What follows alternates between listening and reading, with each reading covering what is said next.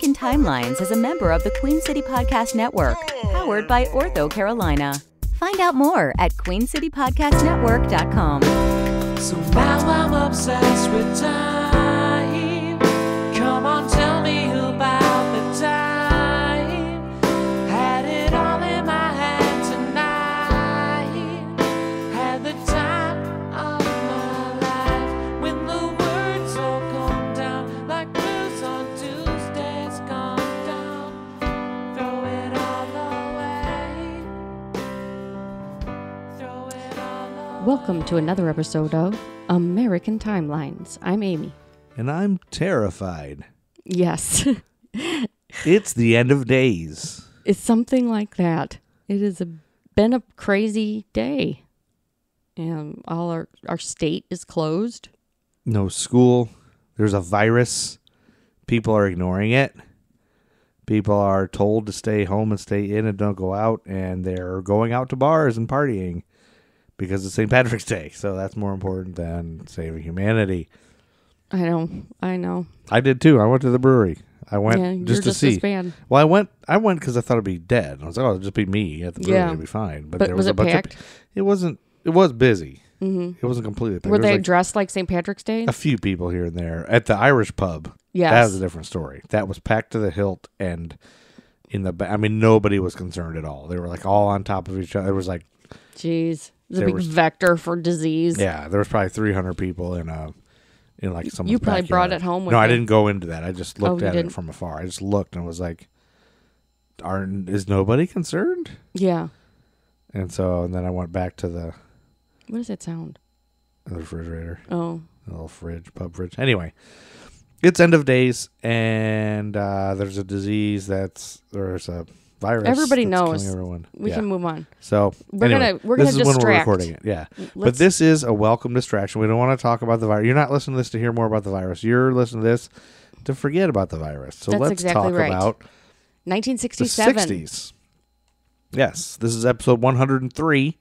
We're in 1967. We left off at the beginning of July with Pam Anderson's birthday, and she is a fraud and a fake right. and a phony, and she's not the first baby born in Canada on July 1st. Why is that a distinction anyway? It was their bicentennial. Oh, that's right. It was their independence or something. Oh, that's right. Anyway, so we're going to jump right in. On July 1st, 1967, the number one song on the Billboard charts was The Association, Windy. Everyone knows it's windy. It's not Wendy. I always thought that was Wendy. No, I think it's windy. Everyone knows it's Wendy. Hey, Wendy. Maybe it's No, wrong. it is Windy. It's called Windy. You're Okay, right. that's what I thought. I don't think I knew confuse that. me. And then July 2nd, the very next day, Operation Buffalo began with the worst single-day loss suffered by the U.S. Marines during Vietnam War. Oh boy. While patrolling the area around Con Thien in the Quang Tri province, Quang Tri tribe, near South Vietnam's border in North Vietnam, the 400 members of Alpha Company and Bravo Company of the 1st Battalion, 9th Marines were ambushed by the North Vietnamese Army. 84 were killed, 9 were missing, and 190 were wounded, for a total of 283 casualties. The total number of deaths in the operation would be 159 Americans and 1,290 of the North Vietnamese during the 7 days between July 2nd and July 8th. Wow. So distracting from the coronavirus is something even worse than terrible. The Vietnam War. July 4th, 1967, the 4th of July, after a bitter all-night debate, the British House of Commons voted 99-14 to approve the Sexual Offences Act of 1967, decriminalizing homosexuality in England and Wales. Oh, wow. Well, that's about time. Yeah, well, it's 67, so it's a long time ago. That's true. But I'm not saying it could have been. I wonder when it was decriminalized in America. Did we already go? I can't remember if we've done that or not. Yeah, I I don't think we remember. talked about it, but There's no way to find out. I think it was later. I think it was in the 70s. We'd have to listen to all our stupid, crappy episodes. Or we could just look it up. Yeah, I guess I could. This law would remove penalties only for relations between gay men over the age of 21, though. Sexual relations between lesbians was still prohibited. Was it? And the law did not apply to Scotland or to Northern Ireland. because of the religious thing, But maybe. the law did not apply to the armed forces or the merchant marines.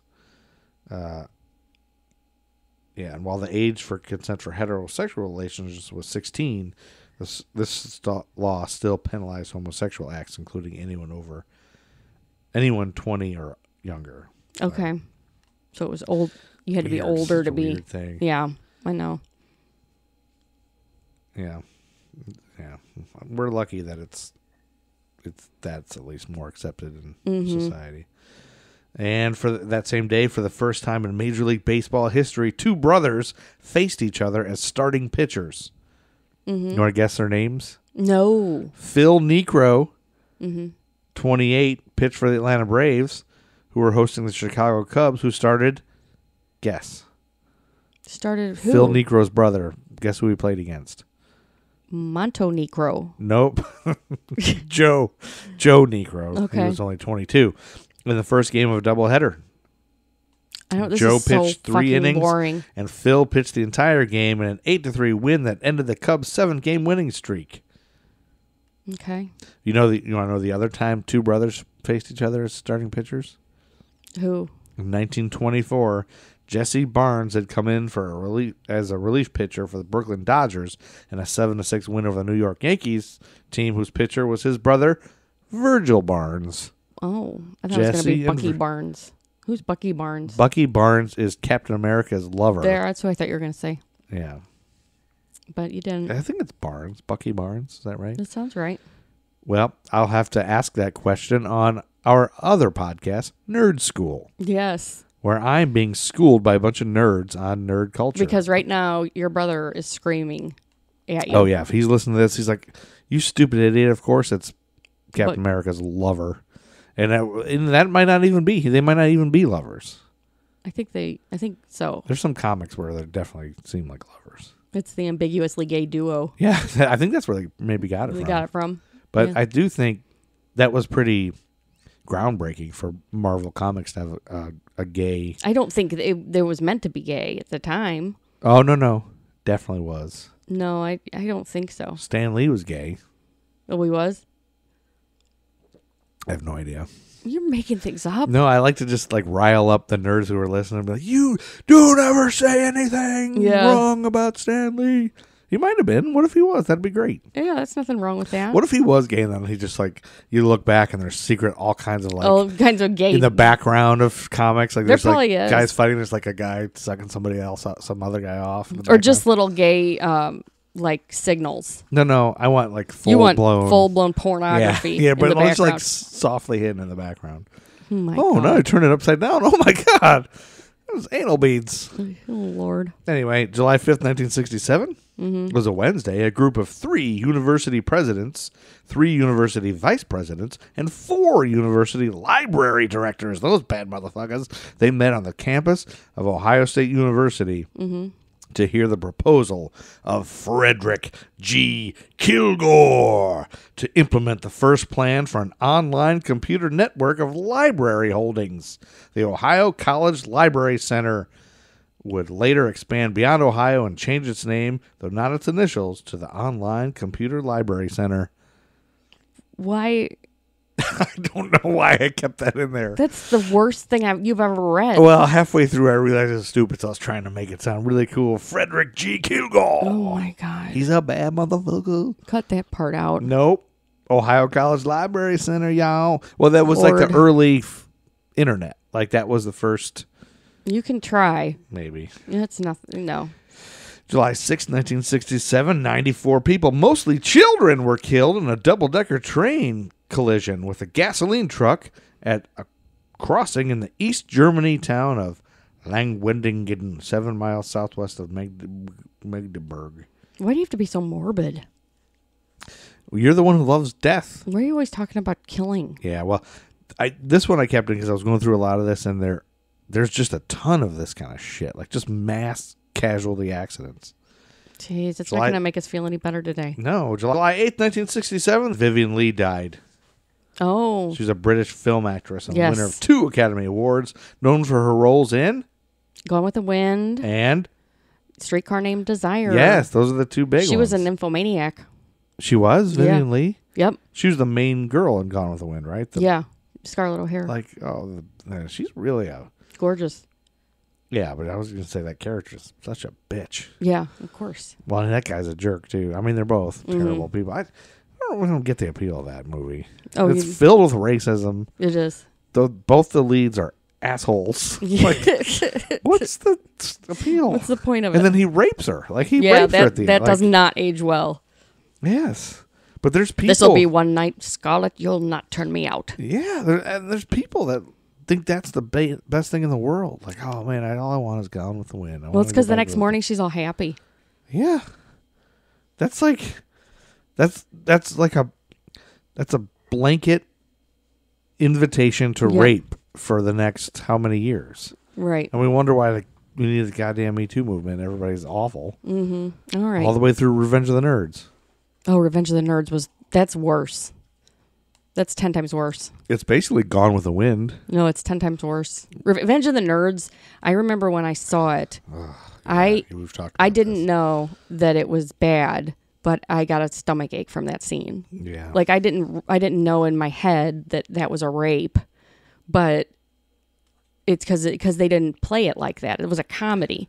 They made it like, oh, haha, he's tricking her. Yeah. But it still gave me a stomach ache when that scene came up, and I couldn't figure out why. Well, also, you're probably too young to be watching a sex scene. No, I was probably in... Oh, you were 40. No. Boom, just kidding. I was probably a freshman, high school or something. No, Revenge of the Nerds came out, like, early. You were, like, a child. 8th grader. Like Maybe 83. I saw it way afterwards or something. 84, probably. So I was probably... Maybe 86. I was probably like 14, 13. We talked about this. Why can't we remember? I don't know. My life's a blur. July 9th, 1967. Mm-hmm. At least 371 people were killed in Japan when landslides triggered by heavy rains from Typhoon Billy hit the western half of the Kyushu Island. See? And moved south. It's always been going to shit. Yeah, this is nothing new. We've always been in hell. We've always... This is hell. 67 was just as bad as right now. And then that same day, Mary Flizar, a 19-year-old student at Eastern Michigan University, became the first of the co-ed murders. The first victim of the co-ed murders. Mm-hmm. A series of 7 murders of female students in southeastern Michigan. And we will discuss it 13 later. To 21. When we'll discuss that more in depth later. Yeah, so I'll just leave that at that. For there. And you'll do the rest when you talk about your glorified killings. That's right. And that's the same day that the man with $1 million smile died. Douglas MacLean, 77, American silent film actor. Oh. You know who that is? I've never heard of him. And I know me some old-timey actors. Do you also know leaders of the opposition in Pakistan's National Assembly? No. Oh, because that guy died too. July 10th, 1967. That's your birthday. No, I was not born in 67. No, but that's your birthday. Our dog's coughing. July 10th, 1967. Ode to Billy Joe. Yes. One of the most popular songs of 1967. That's a good one. Was recorded by songwriter and singer. Is it? Oh, I can't remember. Not Joni Mitchell. No, Bobby Gentry. That's right. Becoming a lyrical mystery. Joe McAllister jumped off the Tallahatchie Bridge. It became a lyrical mystery that puzzled listeners for years. I used to have it on a 45. You did? Mm-hmm. And July 12th, 1967 was a Wednesday. Mm-hmm. 5 days of rioting that would ultimately claim 23 lives began in Newark, New Jersey. Oh. At the corner of 15th Avenue and South 9th Street, an African-American taxi driver, John Smith, was arrested by 2 city police officers, Vito Pontrelli and Oscar DeSimone. During the scuffle that followed an argument, Smith sustained a broken rib and was taken to the 4th Precinct Station House across the street from William P. Hayes Housing Project. At about 9:30 p.m., people saw Smith, who either refused or was unable to walk, being dragged out of a police car into the front door of the station. As rumors spread that Smith had been killed by the police, an angry crowd assembled outside the police station. The crowd marched toward the Newark City Hall. Mm-hmm. Newark. I'm not saying that right. Newark City Hall in what started as a nonviolent protest. Within minutes, police and marchers were hit by rocks. An attempt was made to disperse the crowd, and the riot started. When the riot ended the 17th of July, which is 5 days later, 21 black residents were dead, including 6 women and 2 children, along with a white policeman and a white fireman. Jeez. Yeah. That's bad. This is according to Wikipedia. Yeah. The capsizing of a boat drowned 230 people who were trying to cross the flooded Ravi River in Pakistan that same day. Oh, bummer. And the U.S. Navy released the report of its naval intelligence investigation of Amelia Earhart's July 2nd, 1937 disappearance. Boy, that took a while. And the subsequent search. Yeah, I don't know why it was finally declassified. 30 years later. Yeah. Maybe that's like what it is at 30 years. Like you declassify. Maybe something can be declassified. Yeah, there is a time. Like 30 years after somebody's death. Because remember JFK's was declassified. Was it 30 years later? More than 30 because it was just like last year or something. Oh, it was? Remember, and Trump was going to let everything go, and then he like stopped. So yeah, I'm going to let this all out. We're not going to. I don't think I remember that. There was a significant amount of time when Trump first was elected that I just checked out of politics for and history completely. And everything, and TV and news media and your family and the dogs. Pretty much. Yeah. It was a state of depression. Smoking blunts in the bed. Well, there's nobody smoking blunts in the bed. Playing Candy Crush. No. Bring me cake. I'm playing Candy Crush. I don't want to have any access to the outside world. All right. Bring me some more cake. What's next? Wash me with a rag on a stick, you'd say. July 14th was a Friday of 1967. Mm-hmm. The Bee Gees released Bee Gees First, which went on sale in the UK, although it was their third album. It was the first to be distributed in the UK and the US, where it would be released on August 9th. You don't think of the Bee Gees as 60s at all. Their first 2 albums had been released only in 2 countries. Oh. Guess. They're not UK or US. Not UK or US? Yeah. I have no idea. Australia and New Zealand. Oh. And because of that, everyone in Australia and New Zealand looked exactly like the Bee Gees. They probably did. They probably did. And while the Newark riots were in progress, a separate riot began in the nearby town of Plainfield, New Jersey. Mm-hmm. The world was on fire. Yeah. The Vietnam War was going on. There were riots everywhere. All the time. And demonstrations. Yeah. It's awful. And then July 16th, that Sunday of 1967, 37 inmates were killed and 6 severely injured in an explosion at a fire at a prison camp near Jay, Florida. Jeez. According to survivors, the accident happened after 2 convicts at Road Camp 12 began a fist fight, and 49 other prisoners in the barracks watched. During the altercation, a natural gas line was broken, and a fluorescent lamp ignited the gas, setting the wooden structure ablaze. One of the guards, A.O. Lovett, opened the locked barracks door and pushed 5 inmates out, despite minor burns. In all, 10 of the 51 prisoners got outside, but 2 of them died of their injuries. 10. What? Say it again. 10 of the 51 got outside. Prisoners. It says in all, 10 of the 51 prisoners, men got outside, but 2 of them died in their injuries. Of their injuries. I don't understand. It's like a typo or something. Yeah. So I can't make sense of it. Okay. And then what would become the landmark case of Catco versus Briney. Do you know that case? No. Setting limits to the extent of defending personal property. It began near Eddyville, Iowa, when a burglar was seriously injured by a booby trap set up by homeowner Edward Briney. Over the previous 10 years, trespassers had broken into an unoccupied house on farmland inherited by Mr. Briney. On June 11th, he rigged a 20-gauge shotgun so that it would fire at anyone who opened the door to the bedroom. Marvin Catco and an accomplice broke into the house to take antiques, and when Catco opened the door, the shotgun blast tore off the lower part of his right leg. Oh, my God. Catco would sue. That takes a lot of balls. And a jury in Oskaloosa would award him $20,000 in actual damages. Oh, my God. And $10,000 in punitive damages.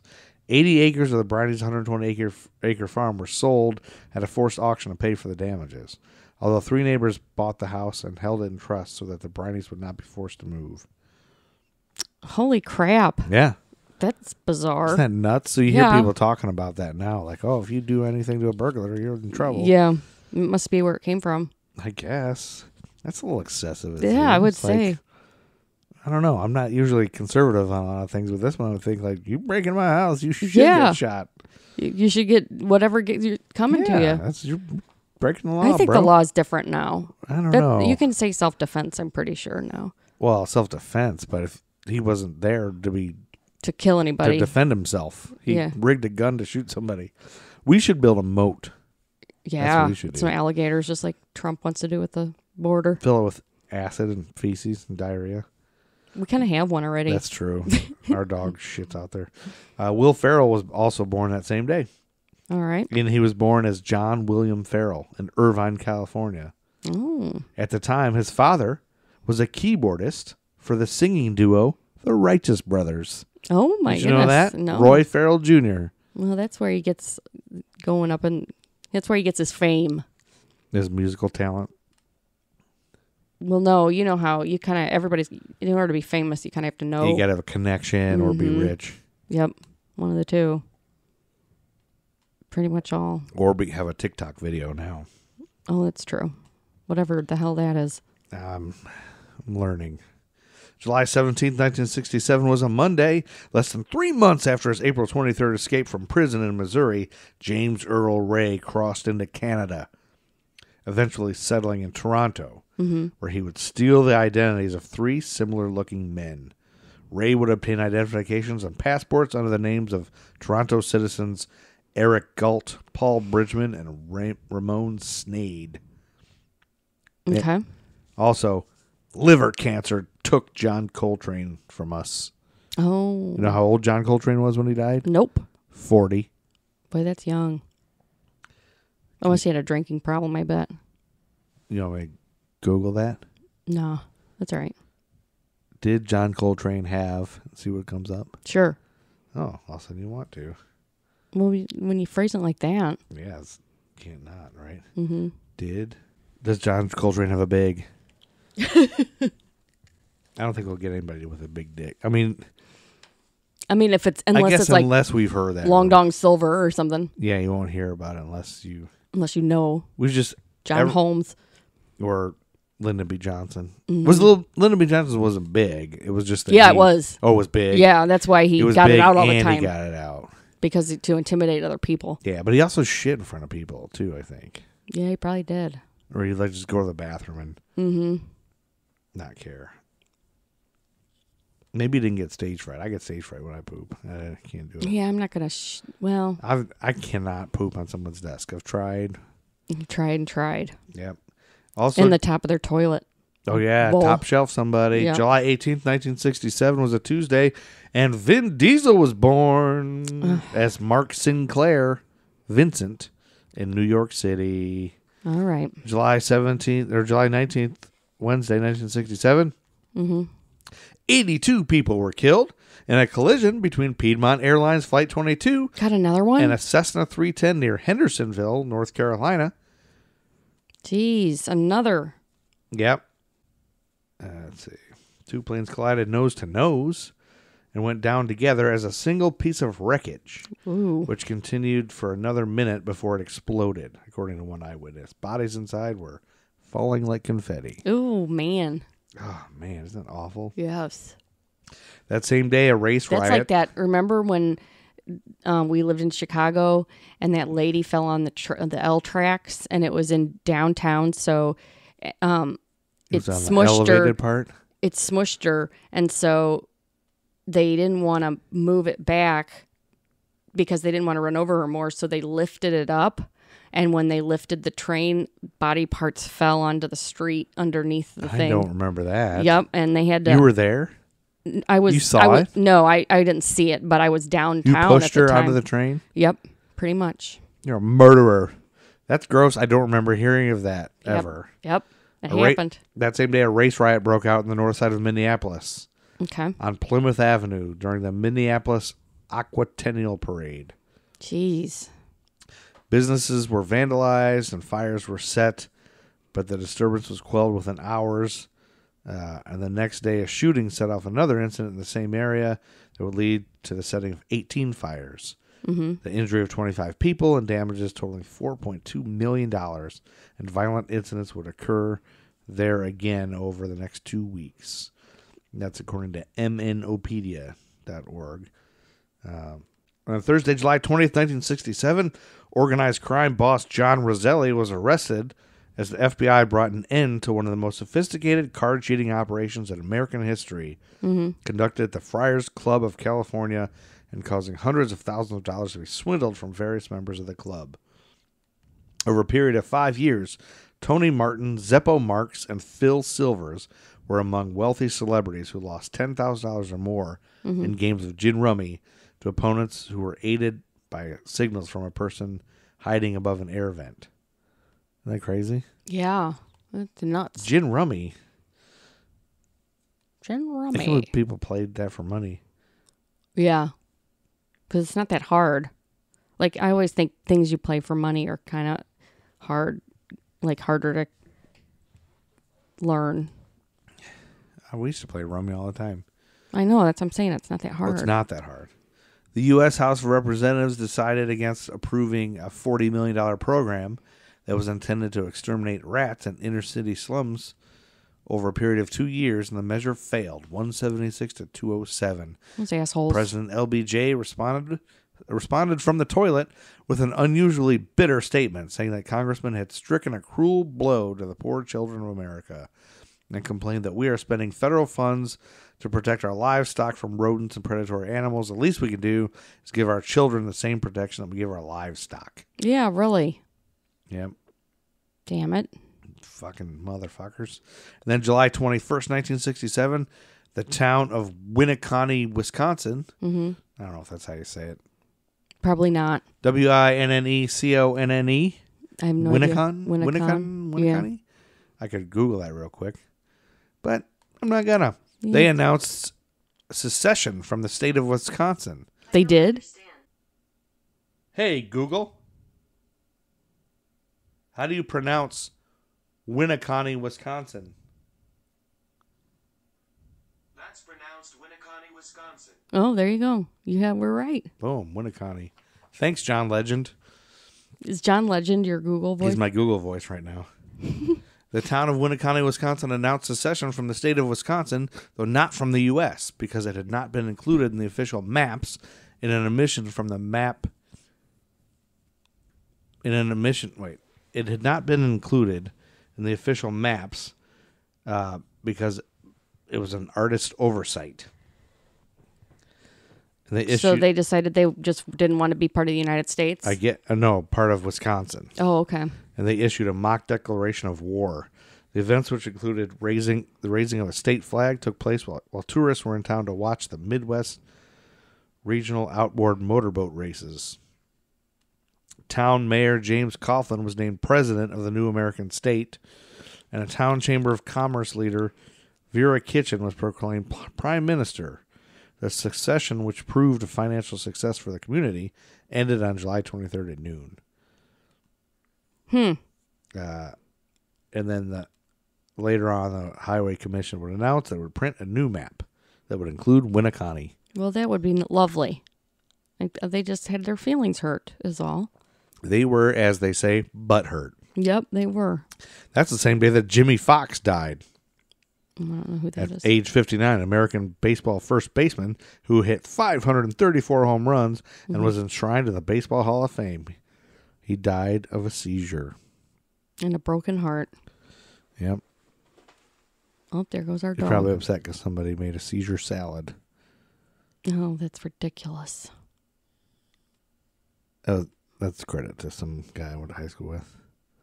It's not even funny, though. It's not funny. It's stupid. Yep. July 22nd, 1967 was a Saturday. Mm-hmm.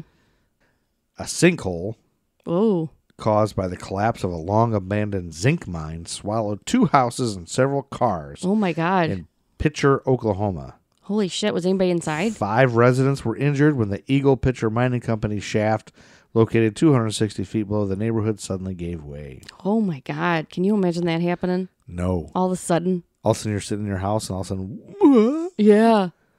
It would be nuts. Yeah. You'd think there was some kind of earthquake or something, I guess. Imagine it happened in the 60s, too. You can't Yeah. even, You can't figure how out. do you get out and get help? Yeah. Man, 60s. I swear. July 23rd, 1967, the 12th Street riot. You aware of this one? Another one? One of the most violent riots in U.S. history began in the predominantly African-American inner city of Detroit. Over the next 5 days, 43 people were killed. Wow. 1,189 were injured. Holy crap. 7,231 had been arrested. Oh, my God. 2,509 buildings were burned, with an estimated loss of $36 million in insured property. And it never recovered, Detroit. But millions more were lost by those without insurance. Oh, yeah, Detroit has never gone back from that. I don't know. It was okay in the 80s, I think, in the 70s maybe. I think it was pretty rough since this, probably. I went to a Tigers game when I was a kid. I don't remember it being that bad. Oh, really? Maybe it was. The triggering effect was a raid at 3:50 in the morning on the United Community and Civic League, an illegal after-hours liquor operation in an apartment at 9215 12th Street. Anyway, so there's a whole big thing there. That's the same day that Philip Seymour Hoffman was born, yo. Okay. July 24th, 1967 was a Monday. For the first time, tourists were allowed to travel to the top of the 630-foot high Gateway Arch in St. Louis. Pretty cool. As a train inside the arch was inaugurated. And that's next day on Tuesday, Matt LeBlanc was born right after the arch opened. Can you believe that? I don't believe it. You know who Matt LeBlanc is? Yes, I know who Matt LeBlanc is. Who? He's on Friends. Where is he born then? Where? Yeah. I don't fucking know. Newton, Massachusetts. How am I supposed to know Let's that? see if Matt LeBlanc has a big dick. No. Does Matt LeBlanc have... Okay, you want to guess what the things are? Are they any good? Children. Kids. Yeah, that's the number one thing. Yeah. A daughter, a brother, a tattoo, a son, a wife, sibling, sister, girlfriend. All the lonely people Googling, does Matt LeBlanc have a girlfriend? Yeah, they are. Does he have a girlfriend? Does Matt LeBlanc have a big... Nothing. Not one person wants to know if he's got a big dick? No, only you. Jesus. Does Matt LeBlanc All right, we're done with this game. talk about me? Sorry. All right. Does Matt LeBlanc want to go out with me? You're a huge Matt LeBlanc fan. That's all you ever talk about. July 27, 1967, the Sexual Offenses Act took place. We talked about that. July 28, 1967, the Mulford Act was signed into law by California Governor Ronald Reagan, was one of the stricter means of gun control, providing a 5-year jail term for any person caught carrying a loaded gun on a public street within the state. Wow. So Ronald Reagan was a gun control guy. Yeah. I guess Trying he to was. take your guns. Ronald Reagan took your guns. He did. Ronald Reagan took everyone's guns. He was sure a did. liberal nut that took your guns. I think he was pretty liberal at that Liberal time. nut taking your guns. Yeah. Yep. Reagan wants to take your guns, everybody. Take that, conservatives. July 29, 1967 was a Saturday. An explosion and fire on the aircraft carrier USS Forrestal killed 134 U.S. Navy sailors and officers while the flight deck crew was fueling and arming aircraft for a second strike of the day against targets in North Vietnam. Jeez. More disasters. Yep. Future Arizona U.S. Senator and presidential candidate John McCain was in the A-4 when it was struck by the rocket. Yep. And although he was struck by shrapnel, he had already been suited up in a flameproof jumpsuit and was able to help the rescue efforts. Wow. Wait, I missed something there. An explosion on that aircraft carrier at 10:47 that morning. A rocket on an F-4 Phantom jet fighter was accidentally triggered by a stray surge of electricity and launched, traveling across the deck and striking an A-4 Skyhawk attack jet and setting it on fire. Oh, okay. The carrier's flight crew was working on putting the fire out when 2 minutes later, the heat caused the bomb on another plane to detonate. 8 more bombs exploded, putting holes in the flight deck and sending burning jet fuel into the lower decks. The disaster could have been worse if it had not been for other crewmen who used forklifts to push hundreds of tons of bombs and several other planes over the side of the forest. John McCain was in the A-4 when it was struck by the rocket, that plane that blew up. Yeah. Wow. It's crazy. July 30th, 1967 was a Sunday. Rioting began in Milwaukee and would lead to a shutdown of city services for 10 days. It was one of the 1967 Milwaukee riot was one of 159 race riots that swept cities in the U.S. during the long, hot summer of 1967. Man. The world was on fire. I mean, the country was on fire. Yeah. Man, it's all coming to a head. Yeah.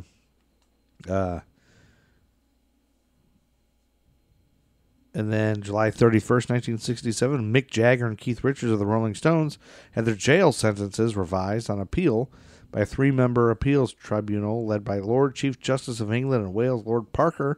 On June 29th, Jagger had been sentenced to 3 months imprisonment and Richards to a year after being convicted of possession of pet pills and marijuana, respectively.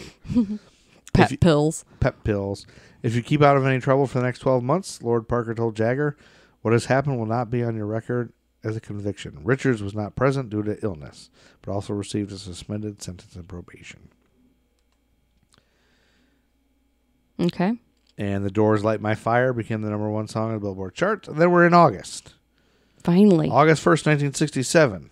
9 Japanese high school students were killed by a bolt of lightning that struck them while they were descending Mount Nishihodaka at 9,514 feet. Japan's Haida Mountains near Nagano. 10 others were injured, and the other 31 members of the group were unhurt. Wow, that's crazy. Yeah. And on August 2nd, 1967, In the Heat of the Night came out. Mm-hmm. You know that movie? Sidney Poitier. Sidney Poitier. We talked about that briefly on a couple episodes. We did. On our 100th episode with Brandon, movie guy Wilhelm, that loves movies. Rod Steiger. Did you know that Sidney Poitier insisted the movie was filmed in the North because of an incident in which he and Harry Belafonte were almost killed by Klansmen during a visit to Mississippi? Yeah, I don't blame him. Yep. Nevertheless, the filmmakers and actors did venture briefly into Tennessee for the outdoor scenes at the cotton plantation. They don't have those. Yeah, in the North. Poitier slept with a gun under his pillow during production in Tennessee because he had received threats from local racist thugs.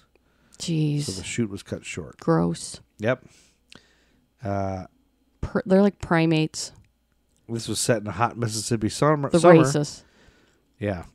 You know. Yeah, they're terrible. Idiots. Those fucking idiots. Set in a hot Mississippi summer, but filmed during autumn in Illinois, many of the actors had to keep ice chips in their mouths and spit them out before takes to prevent their breath from appearing on camera during the night scenes. Oh, funny. I didn't know that would work, but I guess it would. I guess it would. Your breath wouldn't be hot. For a time, yeah. Mm-hmm. And the movie's line, "They call me Mr. Tibbs," was voted as the number 16 movie quote by the AFI.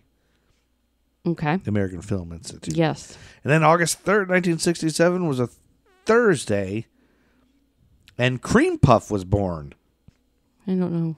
I didn't even know. An American cat that holds the record for longevity in Austin, Texas.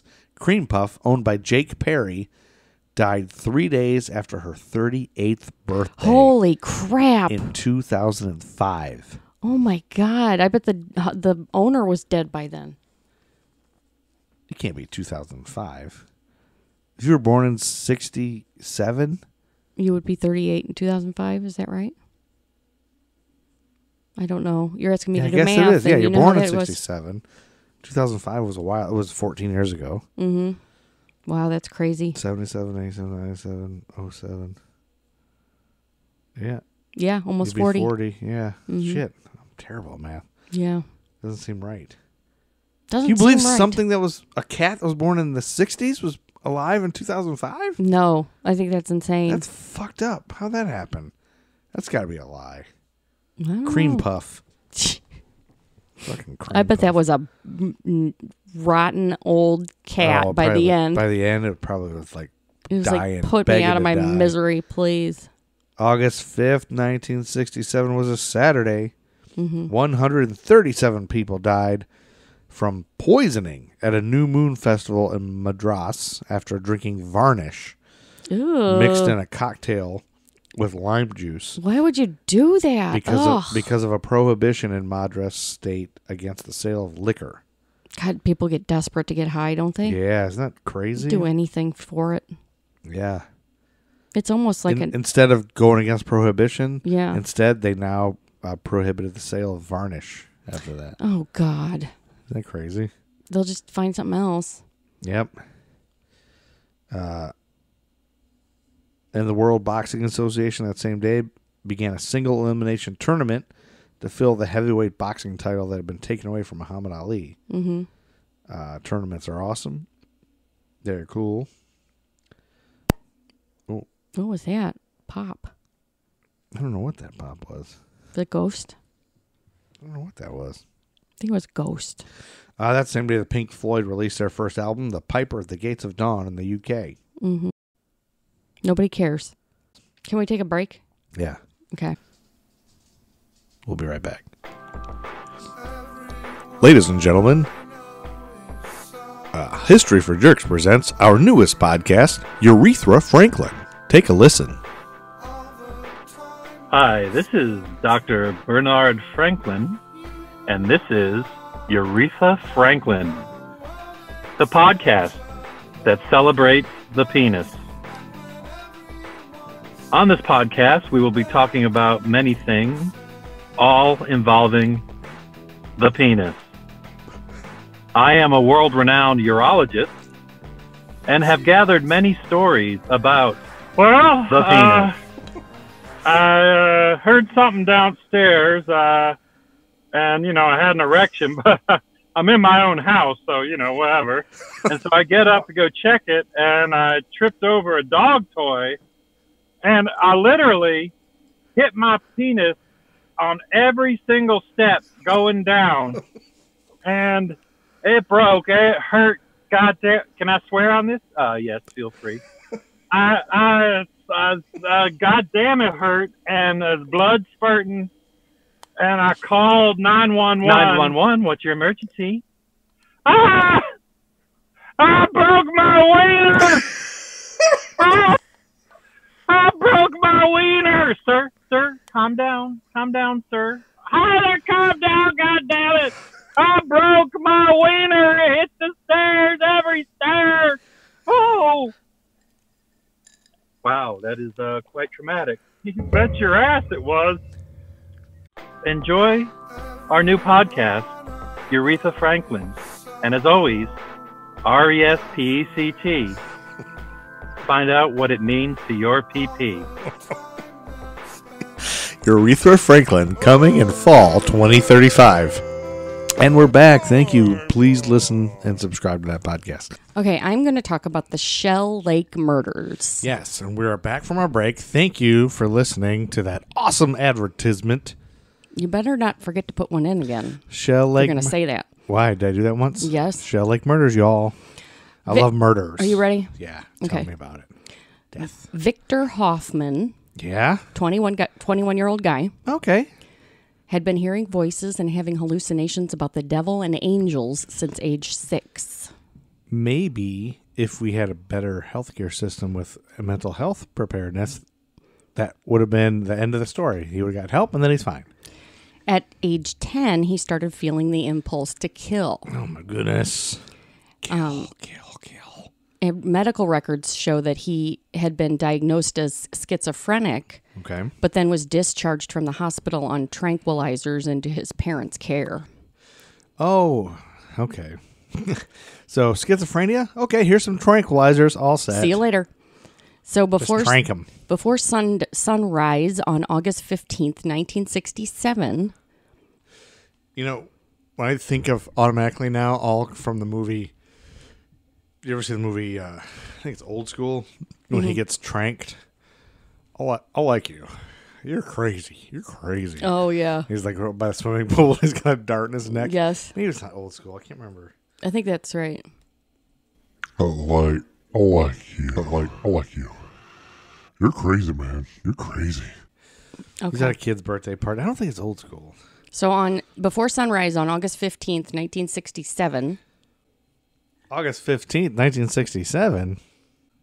Oh, the same day that 27 people in India fell to their deaths when they struck a tree branch while riding on top of a passenger train as it passed through the city of Kandahar in Bihar State.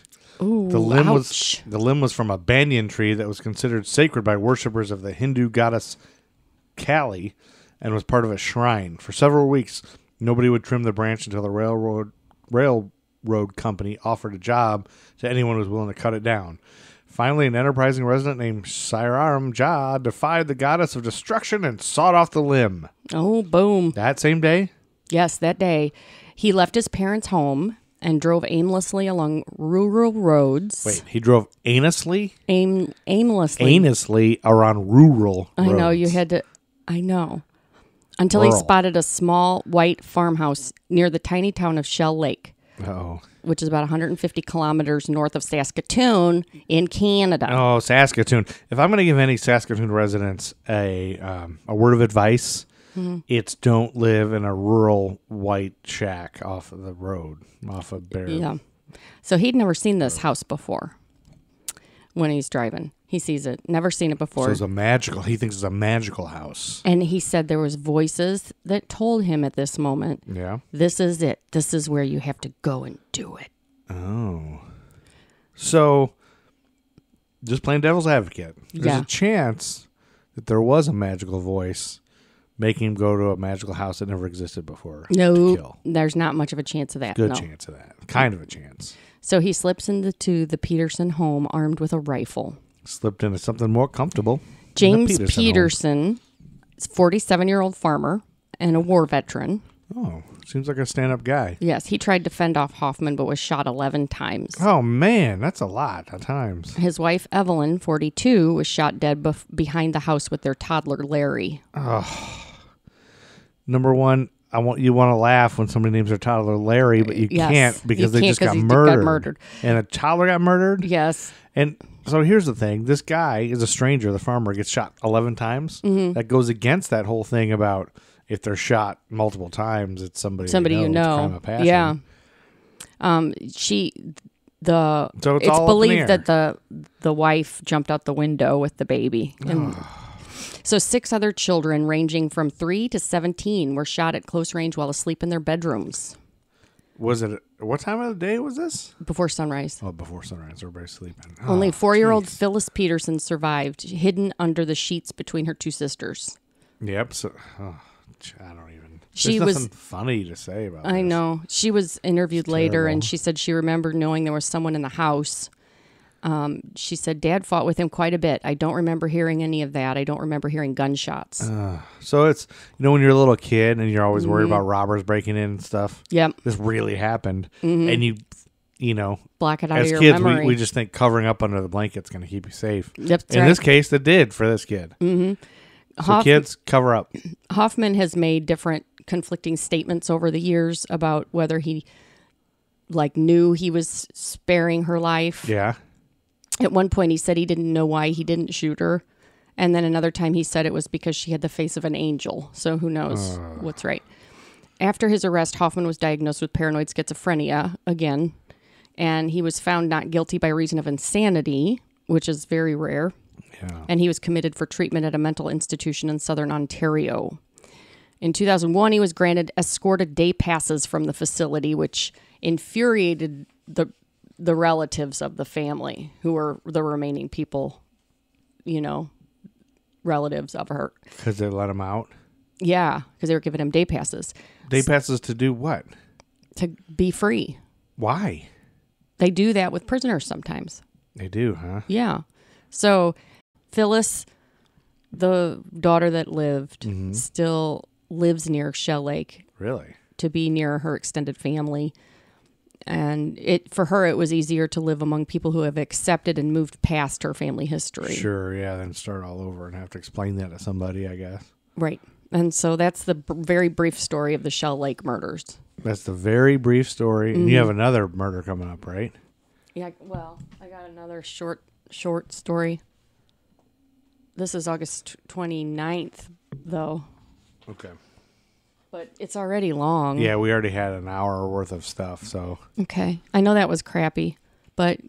Yeah, everything you contribute to this podcast has been crappy. And I, bear the weight of this and do all the grunt work. I bring the power. A lot of people write to us, and they're like, yeah, that lady Nobody's on there. right. First of all... That lady on there sucks. First of all, nobody's writing to us. The one guy, Glenn, what was his Brent name? Nelson? Brent Nelson. He wrote. He did. He was very He was opinionated. he was a fan of He yours. was a fan of mine. All right. I wouldn't say that. He didn't say anything like that. He just That's said really stretching it. Yeah, he just really didn't He just like me. really didn't like you. Yeah.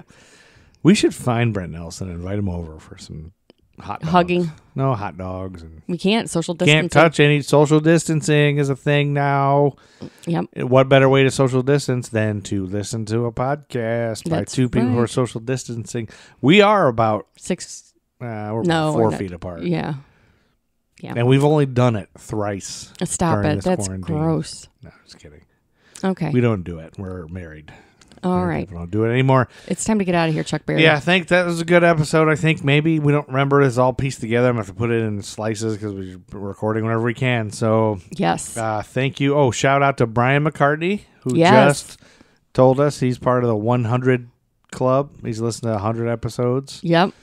So get his mug in the mail. We're going to send him a mug out of our cupboard. And in fact, I think we're going to send him one with a picture of Brandon Wilhelm drinking a beer. Who was our guest of ours, who's the movie guy. There's a picture of him on a mug drinking a beer with a guy holding up a baby. Yep. All right. Nobody cares. Nobody cares about that. But Brian will send you your mug. Just let us know your address. Let us say your address on the podcast. So people can come over and visit you in Chicago, and then we'll send you a mug. All right. Ta-ta. Right, Chuck fucking Berry. When you were all alone, no watchtower, kiss in the sky. Well, I was barely a glimmer in my young daddy's eye. I said that we're so tired of hearing about the 60s. One more time, I said we're so tired of hearing about the 60s. Well, make me shut my mouth now. Alan asking Alice what's his tempting town. Now you're stealing coke from morning for the president's ball. We're so tired of hearing about the 60s. American Timelines is a member of the Queen City Podcast Network, powered by Ortho Carolina. Find out more at queencitypodcastnetwork.com. American Timeline.